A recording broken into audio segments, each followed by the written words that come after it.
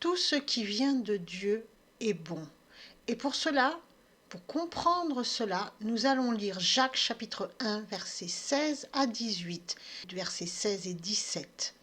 Ne vous abusez point, mes frères bien-aimés. Tout don excellent et tout présent parfait viennent d'en haut, descendent du Père des Lumières, en qui il n'y a ni changement, ni ombre de variation. Dieu est aujourd'hui tel qu'il a été hier et qu'il sera demain.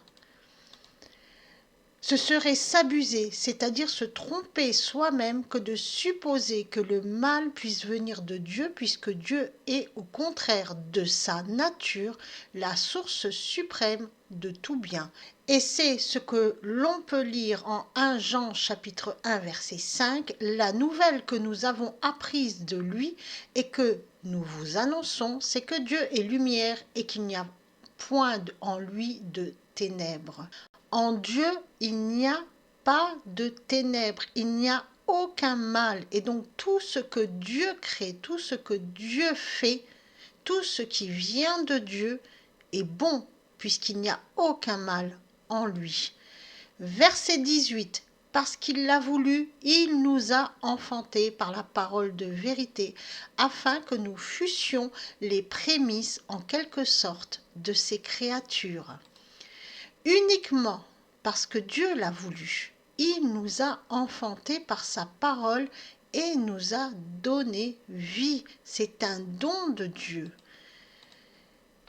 C'est ce qu'on peut lire aussi en Éphésiens chapitre 1 verset 5. Il nous a prédestinés dans son amour à être ses enfants d'adoption par Jésus-Christ, selon le bon plaisir de sa volonté.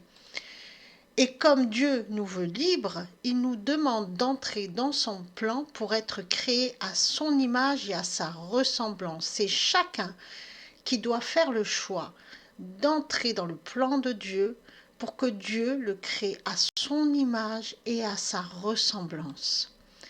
En lui, nous sommes aussi devenus héritiers, ayant été prédestinés suivant le plan de celui qui opère toutes choses d'après le conseil de sa volonté. Éphésiens chapitre 1 verset 11.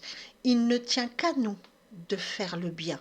Il ne tient qu'à nous d'entrer dans le plan de Dieu et d'accomplir ce pourquoi nous avons été créés.